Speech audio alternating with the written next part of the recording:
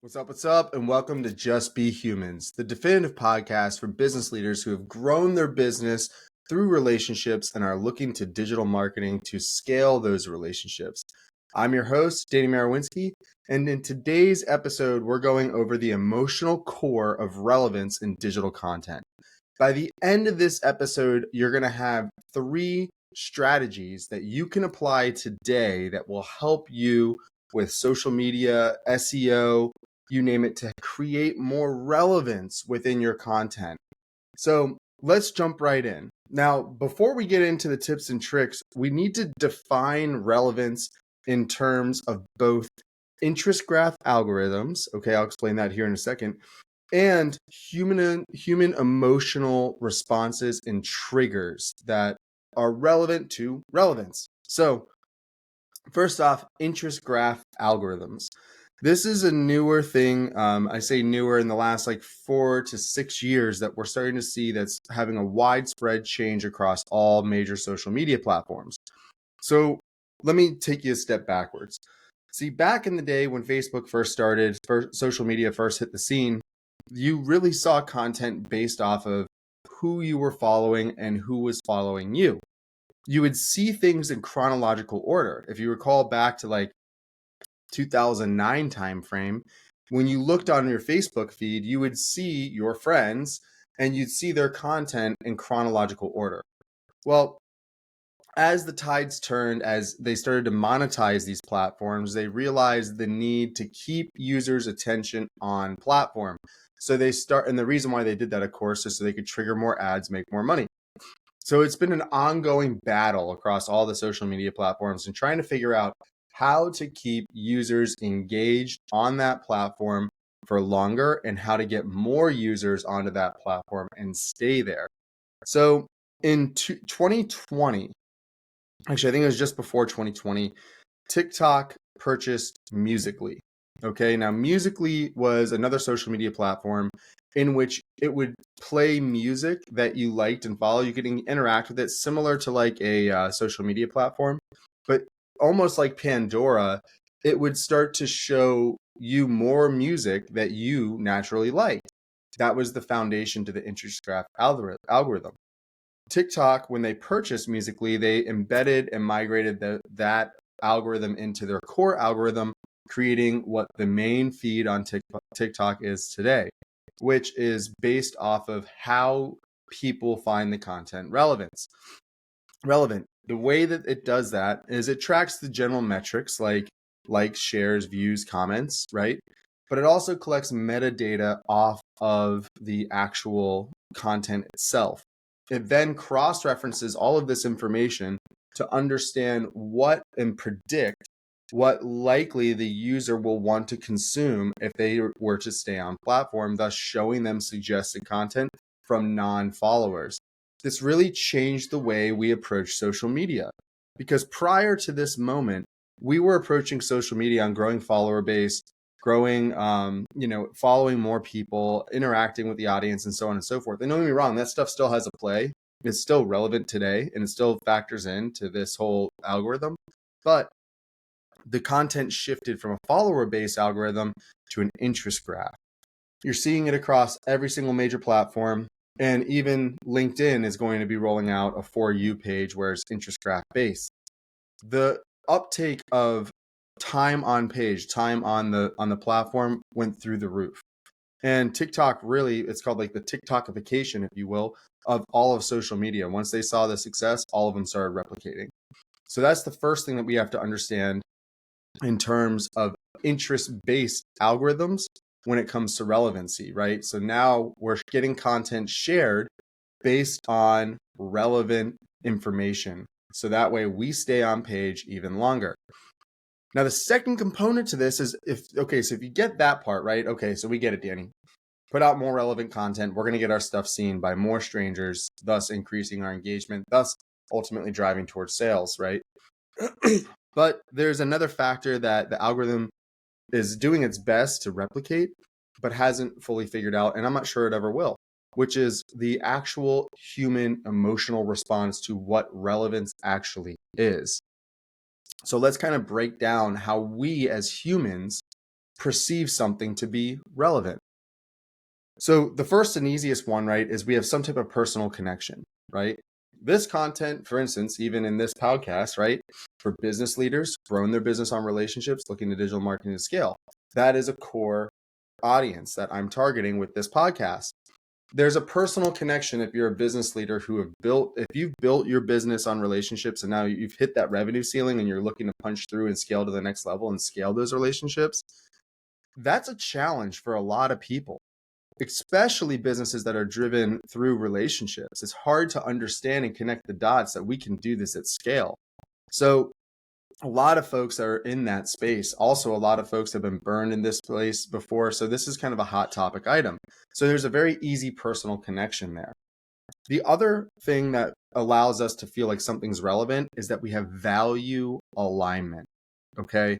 And you can make this even as simple as, I'm not going to go too far political on this, I promise, but let's go down the political path for a second. Let's assume you're a far left political, advocate, right? You speak about it, you talk about it, you're sharing your thoughts, you believe in that process. Well, value alignment means that you're going to find others that also align with that, and that's going to create relevancy, right? It's also going to create relevancy when values misalign, because that's where controversy plays, and controversy is also a form of relevancy, right? So that's another way to look at it from a human response. The other part of this is needs fulfillment. Okay, so let's think about that for a second. If you're online and you're shopping for a new vacuum, you're likely going to consume more content on reviews of vacuums. Why? Because it's relevant to you in that particular time. It's fulfilling on a need for information so you can make a purchasing decision on the next vacuum, whether you should go with a Dyson or a Shark or whatever it is. So needs fulfillment is another way that we can connect to relevant content. Aspirational resonance. So information that aligns with an individual's goals or aspirations can be particularly motivating or inspiring, right? It can invoke feelings of hope, ambition, enthusiasm. For instance, like a success story of someone in the field, right? This could be aspirational to people. So even in the type of content, if I bring it back to this podcast, again, this podcast is for business leaders who've grown their businesses through relationships. Well, if I start sharing stories about how we've scaled this, for instance, we took one newsletter from 200 subscribers to 20,000 subscribers in 6 months with an average cost per acquisition down to 30 cents, right? That's very relevant to someone of a success story where they're trying to grow their audience, they're trying to grow their newsletter. And granted, they probably love to hear about how that was done. Maybe I'll make an episode about it. So that's aspirational resonance. The last thing, as far as the human response is concerned, is contextual sensitivity. So this is the context in which information is received also plays a crucial role. Information that is timely and relevant to the current circumstances or emotional state of the individuals is more likely to be processed emotionally. For instance, support messages during a difficult time. You see this all the time in the coaching space, right? In the virtual coaching, digital coaching, e-commerce for education, right? LMS systems, where they are constantly putting out the jab, jab, jab, jab, jab before they send the right hook of, hey, try this, try this, try this, try this, try this, try this. They're trying to help people through a dark time, knowing that if they start applying the things that they're teaching, there's a high likelihood that they're going to convert and be an actual customer. So contextual sensitivity also plays a role in how we shape and form this content. The last thing I want to go over as far as emotional triggers that elicit an actual behavior from your audience is when it boils down to things like empathy, validation, excitement, relief, hope, inspiration, loyalty, curiosity, comfort, joy, trust. These are all human values that if we present them in such a manner through our content, we have a high likelihood of people, if it does resonate with them, we hit the other triggers, right? On top of these, this is where they will start to respond and start to make an action. I use this all the time in an example of a sales pitch. I'll tell people, hey, do you have like a pen or a phone by you? Like, yeah, would you mind picking it up and show it to the camera? I make them do that. They do it. And I'm like, there's a sale. I just sold you. I sold you on an action. A sale is getting someone to move. It's getting an action to occur, right? So if it means picking up the pen, well, you just made a little sale. So they do this all the time in relevant content where they're trying to give out these different things to trigger things like curiosity or comfort or joy or trust or loyalty or empathy or so on and so forth, where they'll give a call to action. They'll tell you, go try this, go do this, send this message to a friend, like and share, subscribe, save. We're getting you to perform a simple, small, little action. And if you do that in series and each one of those actions positively impacts your life, there's another high likelihood of you making a conversion. So that's the first part of this. You have to understand, like I mentioned before, relevance as it pertains to interest graph algorithms. And by the way, this isn't limited to social media. Search is going through this as well right now. They're going through major updates and how they're sharing information via search, because Google and Yahoo and search engines like that are starting to realize, the more we show things that people are regularly consuming, the more they're going to stay on platform, right? So this is relevant across the platform. So you got to understand the technical background, but then you also got to understand the human-centric background of what actual relevance is. If you're walking down the street and someone just stops you out of the blue, you've never met them, total stranger, and they tell you, hey, you should buy a blue car because of X, Y, or Z reason, if you're not in the market for a car, you're going to brush them off. However, if you're actively pursuing a car and you're partial to blue, you might actually give them the time of day. That's the difference between relevance, right? We got to understand it from a human-centric perspective. So here are 3 practical strategies that can increase relevance within your digital content. So let's start with social media. This one is one of my favorites, something that a lot of organizations don't do. Some of the biggest ones in the world do it. You can see it on Twitter, and that is called competitive posting. Okay.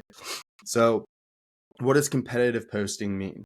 Well, it's where you are positioned as your brand and you're engaging the content, the digital content, with your competitors as your brand. I encourage you to go to Twitter or X and take a look at Nabisco does this all the time. Coca-Cola and Pepsi do it. Burger King and McDonald's do it.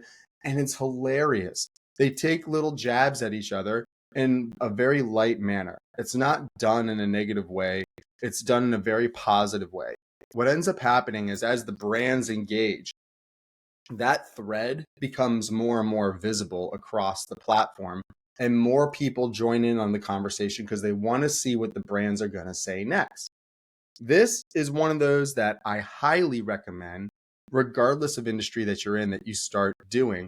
And the best way to do it is to start with promoting. You never want to bash, because if you bash in this, if you take it down the dark side, right, and you actually start bashing your competitors, you're going to look like the fool. It's going to hurt your image and your brand. It's not going to benefit you if you start bashing your competitors in public. Rather, you do the opposite. You encourage your competitors. So if they make a post about an accolade, they just won an award, right? Comment as the brand, as your brand, and say, congratulations, well deserved. Hats off to you guys. It sounds crazy, but if that post starts trending, your comment lives with that. And now you have your brand associated with their win wherever that comment thread goes. It's a very interesting way of doing it. And I can tell you, especially in spaces where this is not being practiced, such as government contracting, that industry, it's not very well practiced. A lot of industries aren't really adopting this yet.